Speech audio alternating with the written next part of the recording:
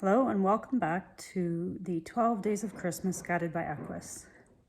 I'm Jess Gantmans and thank you for joining me here once again for day 6.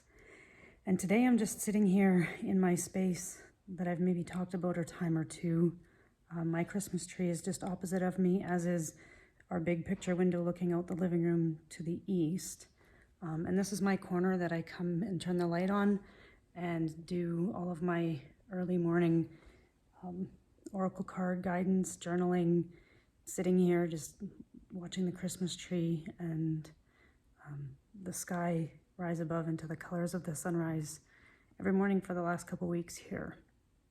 And like I said yesterday, I'm not always sure, most of the time I'm not really sure at all what it is that I'm going to share. But this space of today and the gift of today is coming through one of my stallions, Phoenix. And it just feels like a very solemn and kind of reverence type energy, sitting in the space of reflection. And I actually thought, well, why don't I just pull a card to see what else it is that kind of wants to be shared in this space. And the oracle deck that caught my eye was Moonology. So it's actually a card deck about the phases of the moon and the different astrological points that she goes through. And the card that I pulled was the new moon in Pisces. And the guidance for it is to meditate and contemplate. And so just kind of a confirmation of what I was already feeling into the space of. So this card speaks of dreams and romance, of soulmates and poetry. It suggests there's a new start coming your way that's connected to a matter that leaves you feeling somewhere between having your head in the clouds and being in a totally altered state. There could be confusion and disappointment if that's what you've had before and that's what you're expecting. However, if you're onto a good thing, then wish hard, because the words of your soul and your heart could help bring about the manifestation of your dreams. If all that sounds a little wet and watery, then that's Pisces for you. This is the last sign of the zodiac, and the new moon in Pisces card can suggest a last-ditch chance to make your dreams come true. So the attunement wisdom to the moon is, use your feelings to guide your way. Logic won't work right now. The additional meanings for this card: face your fears, they may be holding you back. This situation currently is being healed. It's time to surrender to the divine, and avoid being deceived. Avoid being deceptive or willingly deceived. The teaching: Pisces is a sign of reveries and mysteries, or depths of, Pisces is the sign of reveries and mysteries, or depths of emotion, idealism, and hopeless romantics. It is the sign of water in the unconscious. Its energy is deep like watery depths. The new moon in Pisces indicates a time to listen to your feelings and to allow your emotions free rein. Whatever you're feeling as you pull this card is more likely than the truth, unless you've been kidding yourself somehow, and only you know if that's the case or not. So kind of speaking a lot to where we are at right now. And it's interesting because I was doing the numerology of today, so that's where you add up the month number, the day number, and the year number. And so December is 12, so 1 plus 2 is 3. Today is the 18th, so 1 plus 8 is 9.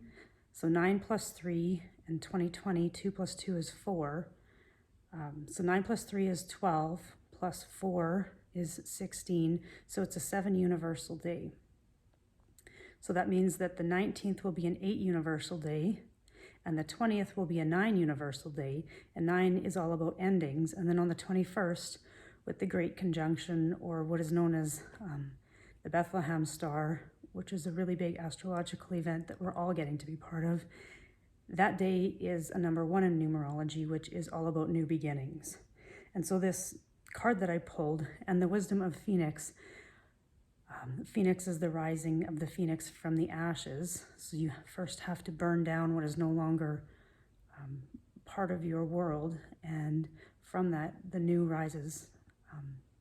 And so Phoenix's story, I got him as a yearling in 2006, and he was going to be the stallion of my Western Morgan horse breeding program. He was a beautiful Palomino.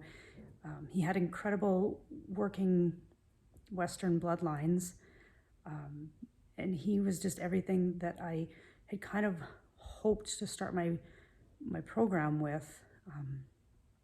And I got him home, and then I got pregnant. And so I knew that I wanted to get him going, because waiting too long probably wouldn't be an ideal thing, but then this was my first baby and I didn't know how this would all go, even though I rode pretty much right up until the day I had Rayanne. But I didn't trust myself, and I knew that I really wanted Phoenix to have a good start. So I sent him away to get started, to hopefully get 60 days under saddle.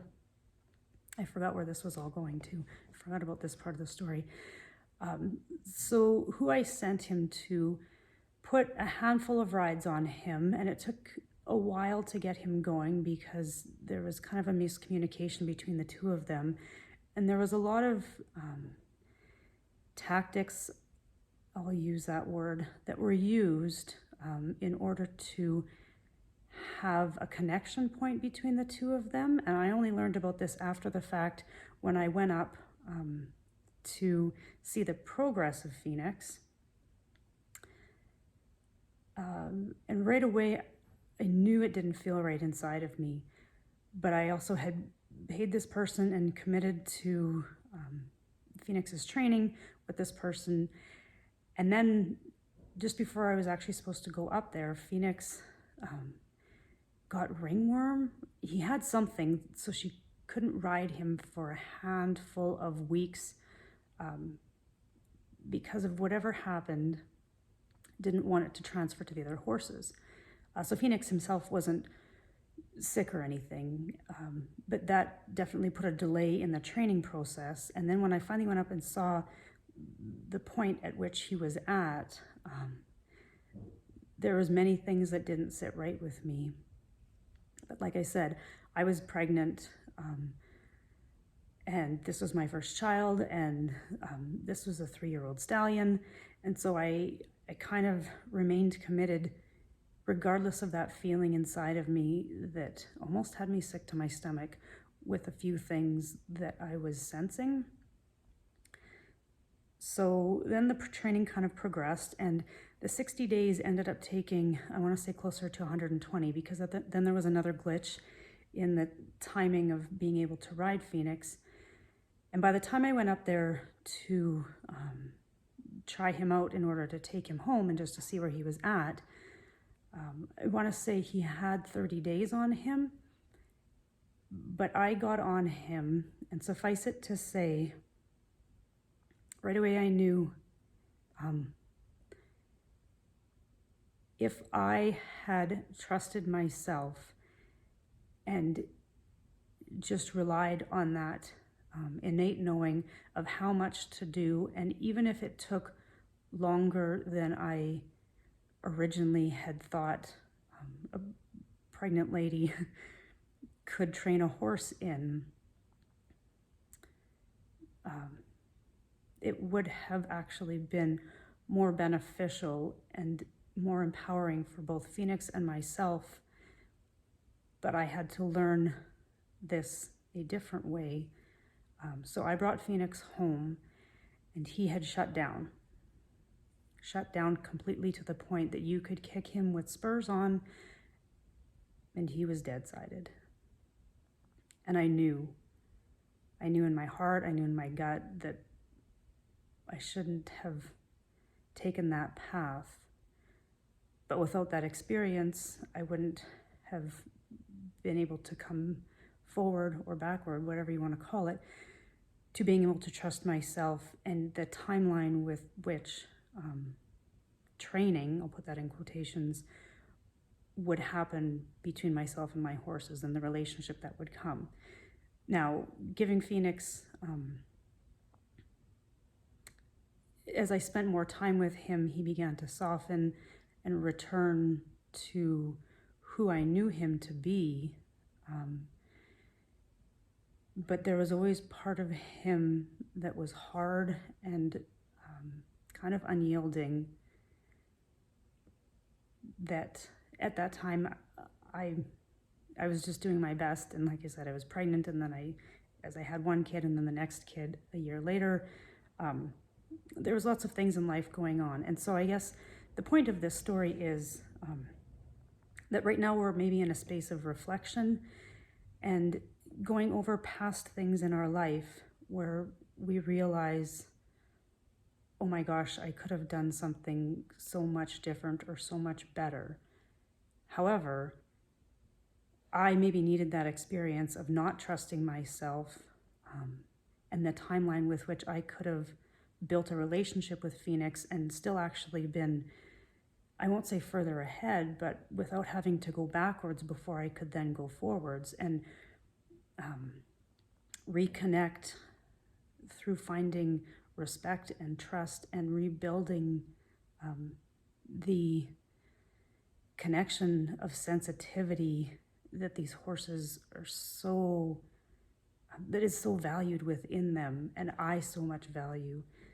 And I'll go really far backwards in time. I witnessed a trainer telling me about how, and this is normal in the horse world, so I'm not discounting it, I'm just explaining that I don't resonate with that anymore. And I've learned to trust that, and I've learned that what I can create through harnessing that sensitivity is far more beneficial to myself and my relationship with my horses than doing it any other way.